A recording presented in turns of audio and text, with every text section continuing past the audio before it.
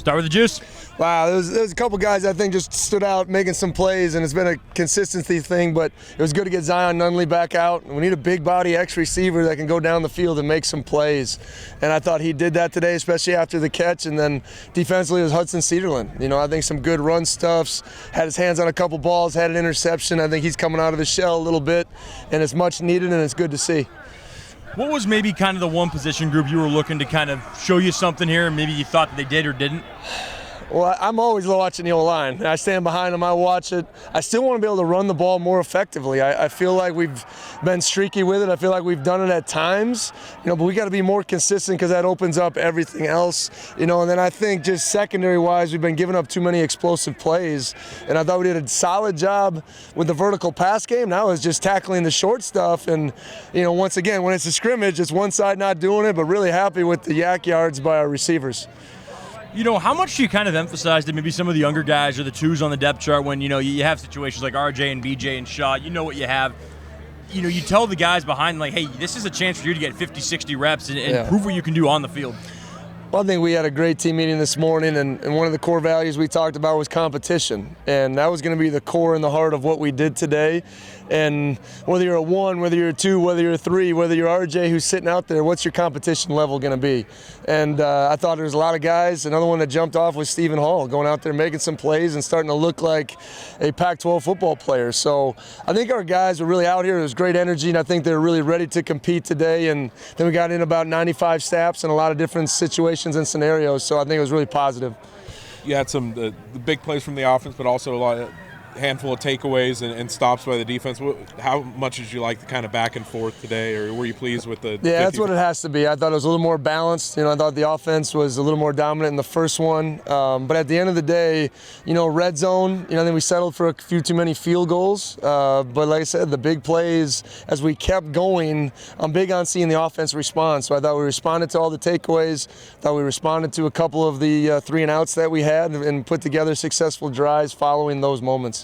Kind of a random question here, but Esepole, and how have you seen him? I know he's still a raw player and kind of inexperienced. How have you seen him kind of develop over the last month? I think Esa's getting better and better. I think there's that, new guy a little bit wall, practice 4 to about 8. And I think he had the ability to push through that wall, and I think now he's getting better and better. And right now I think he's one of those 6, and we need to feel good about 7 to 8 really going into that, So that's what we're kind of working through right now, and Christian's been bouncing back and forth, and we're going to need each and every one of them.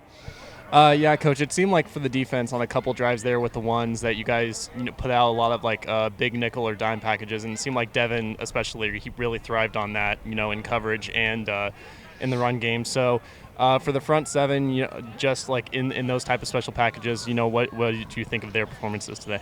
Well, I think we're trying to be versatile and be a little bit more multiple. I think that's what Coach Schmedding has brought to our defense. A multiple front look with a bunch of different guys dropping and moving and in coverage. I thought Ahmad McCullough, again, kind of jumped off to the naked eye, just making some great run-throughs and playing physical. I think we had a little bit of a bust in some coverage at times, but at the end of the day, I was happy with the way the front 7 performed. I think we do a good job of limiting the run. But the other big thing, probably the difference in the first scrimmage, the second scrimmage, O-line protected a lot better today. I think there was only 2 to 3 sacks. I don't have the stats, but a big difference between practice 6 to now practice 12.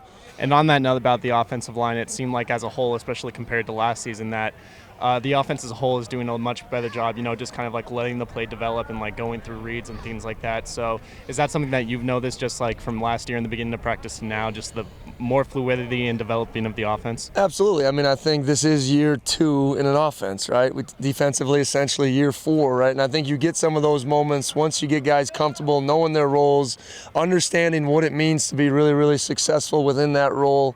So I think that's what you're seeing now in year 2, and it starts with the quarterback position. And I thought Cam and John and Emmett, they've been really navigating our offense and what we really want to do. Coach, my question is just about the slot receiver position. I noticed a lot of, obviously there was a big play from Lincoln Victor out there on that touchdown, and then the usage from DT as well, whether it was punt returner obviously there, but also jet sweeps and those sorts of things and all kinds of different routes.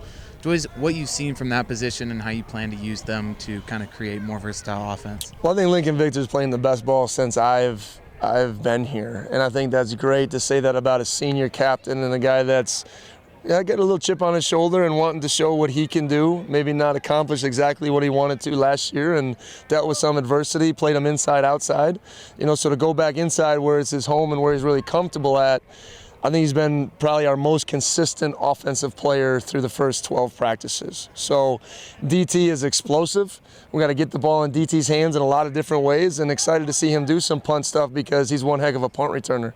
So to prove those when live actions around you and happening, I thought was really positive. And like I said, we need to get OP back. He's down with a little thing, and Isaiah Hamilton, same deal. So excited about that group of slot receivers and the fact that they're all different and can do a bunch of different things. Speaking of that wide receiver room, Coach, what have you seen from Josh Kelly and some of your other transfer wide receivers? Yeah, Josh has been a big boy receiver now. He's been doing a lot of different things, really, especially in the intermediate zones across the middle, really working and owning those type of deals. So I've been really happy with Josh, his progress and what he's been doing because we need it. And I started off practice one saying, this was going to be more athletic of a wide receiver unit, and I think we've proven that through 12 practices.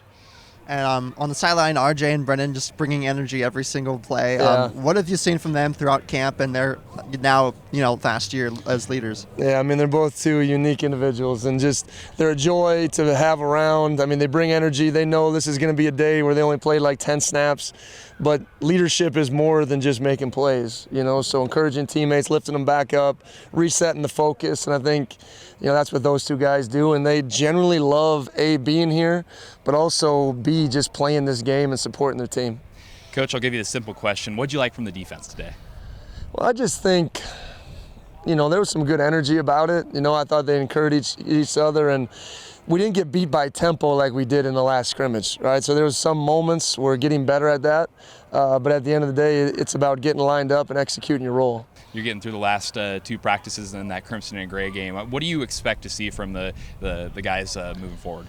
Well, I think we kind of shift into a phase this next week of a little bit more scout stuff. What are some looks that we haven't seen offensive, defensively that we need to get on tape? So you take a little bit of the competitive nature down with it. You want to sharpen some iron and finish really, really strong. But we'll take some hits off these guys. And then next Saturday to me is enjoying the moment, enjoying the work, getting the fans back out here. We have a free youth clinic 2 hours before kickoff that our guys are so excited to be a part of. So bring any kindergarten through, kindergarten through fifth grade are out there just to enjoy themselves and get families back in the stands, and we're going to get a beautiful day, and it's just fun to kind of show the hard work, get everybody out there playing. That's what this last week of spring ball is about to us.